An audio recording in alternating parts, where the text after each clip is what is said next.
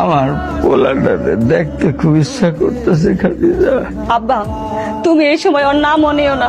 ঠিকই কইছস, এমন সন্তান যে আমি কেমনে পেটে ধরছিল। ডাক্তার কইছে তাড়াতাড়ি আব্বারে অপারেশন করাইতে হইব। টাকার তো খুব প্রয়োজন আম্মা। একবার রায়নে ফোন কর, ফোন কইরা কল যে তোর বাপে অসুস্থ। ভাইজান, কিরে তুই আবার কিসের জন্য ফোন দিছিস? জানিস না আমি অফিসে ঝামেলা থাকি। ফোন রাখ। ভাইজান 1 মিনিট, 1 মিনিট ভাইজান। বলছি কি, আব্বা অনেক অসুস্থ, আব্বার অপারেশনের জন্য অনেক টাকা লাগবে ভাইজান। তুমি যদি কিছু টাকা দিতা। আর তোদের ব্যবস্থা তোরা কর, বুঝছিস? আল্লাহ যা করে ভালোর জন্যই করে। এমন তো না যে মৃত্যুর সঙ্গে লড়ছে। তেমন কিছু হইলে তারপরে ফোন দিস। এর আগে আর কখনো কোনো কারণে আমার মোবাইলে ফোন দিবি না, ঠিক আছে? ফোন রাখ। হ্যালো রায়ান, তোমার আব্বা আর বেঁচে নেই। রায়হান, আব্বা, আমার ভুল হয়ে গেছে, আমার মাফ করে দাও আব্বা। তুমি আমার সাথে যাইতে পারো না আব্বা। চুপ!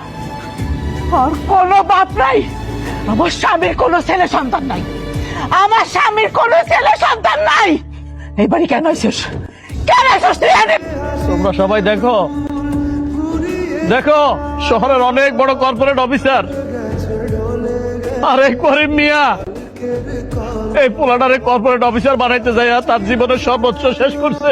তোমার মতো পোলার মাটি এই করিম মিয়ার দরকার নাই।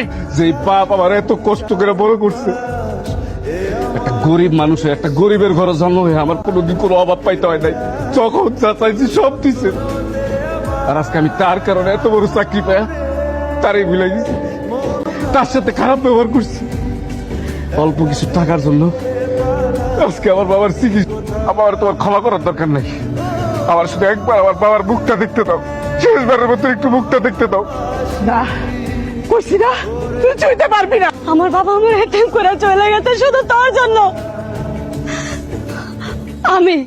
আমি আমার বাবার মেয়ে, আমি আমার বাবার ছেলে।